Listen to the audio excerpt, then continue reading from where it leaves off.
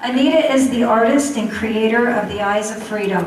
She began the work in 2005 after she received a vision in the middle of the night of the memorial as you will now see it. After 2.5 years, it was completed and installed in the Ohio State House Rotunda with the families of the fallen Marines in attendance, as well as 2,000 other guests. Just as she saw in her vision, the memorial now travels around the country and is supported by a wonderful, dedicated team of volunteers. Anita still paints and teaches painting in her studio. Anita Miller.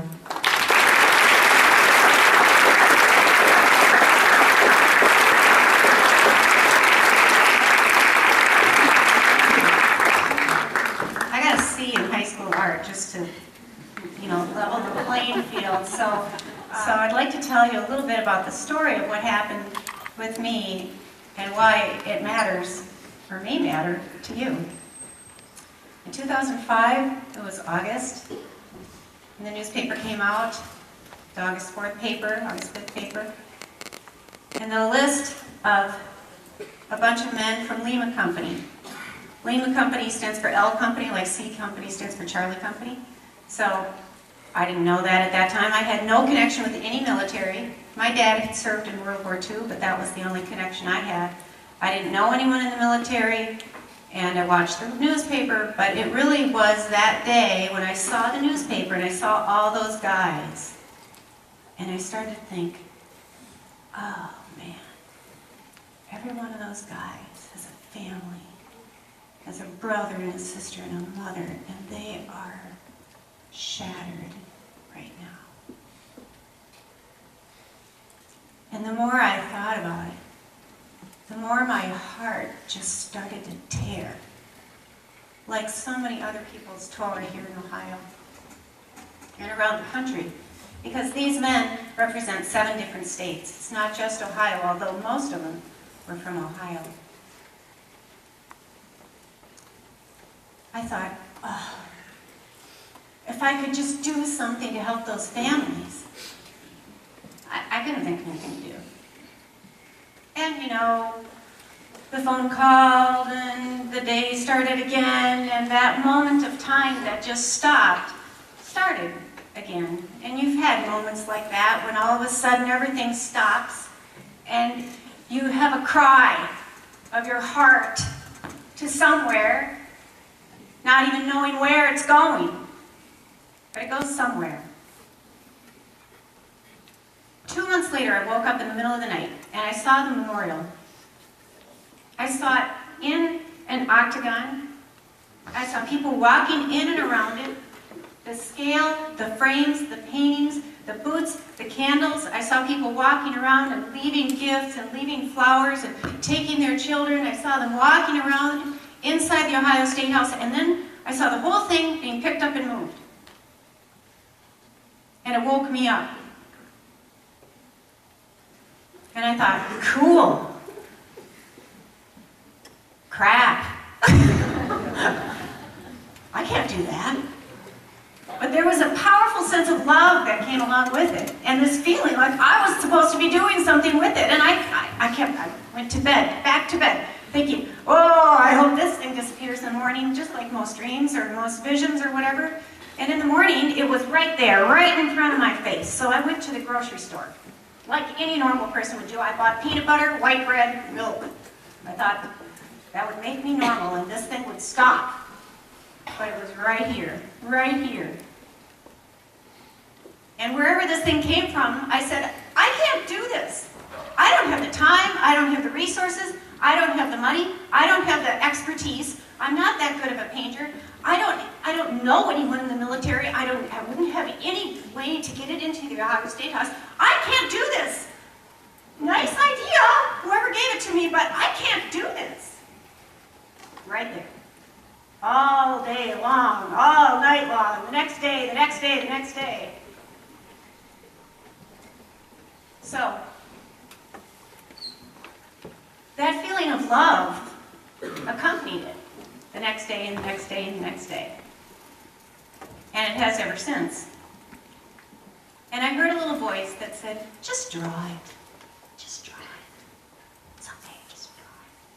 But I thought, well, that's safe. I can draw it. Just so you know, that could be a trick. So, when something is out there in the ethers and it wants to come down into the earth, it needs something physical. It needs you and me.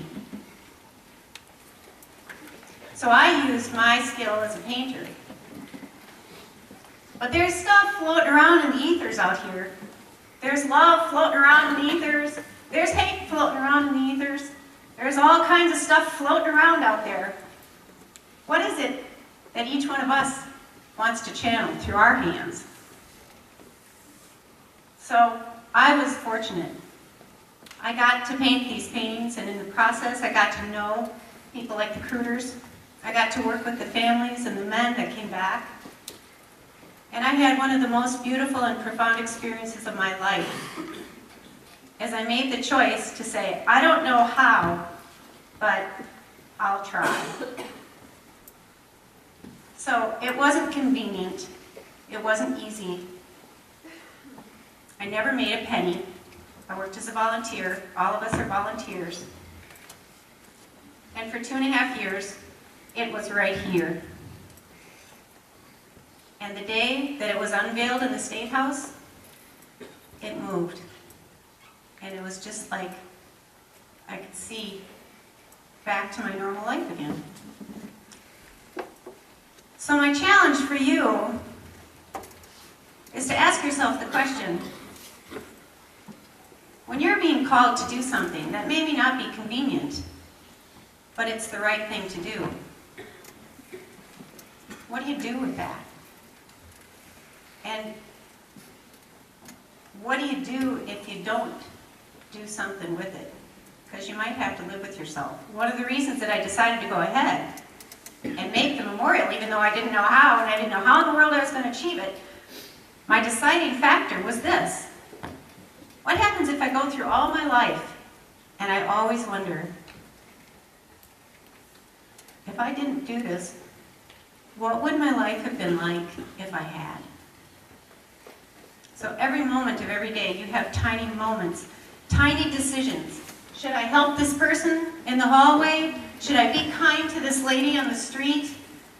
All these little opportunities to bring kindness and joy to the people around us might make a huge difference that you don't even know. So when you look into the men's eyes up there, I know some of you have already seen them, and some of you have already helped. And I'm really grateful for you for taking the time and trouble to do that. Because Pat Murray worked really hard to get these paintings here. And it was a confirmation for her to see your enthusiasm to help.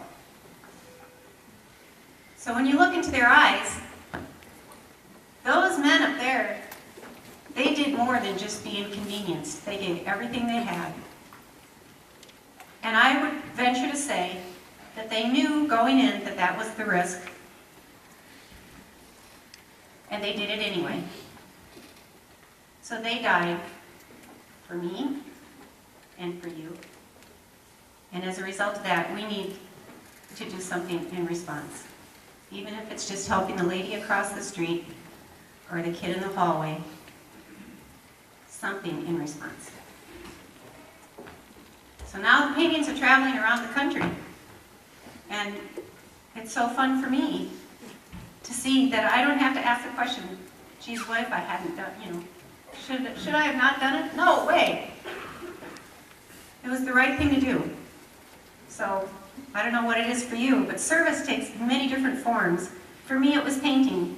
For Mike and for the guys at the Lima company, it was the military. But service extends past the military into just kindness, and that's also service. Not everyone's called for the military, but we're all called for kindness. Thanks.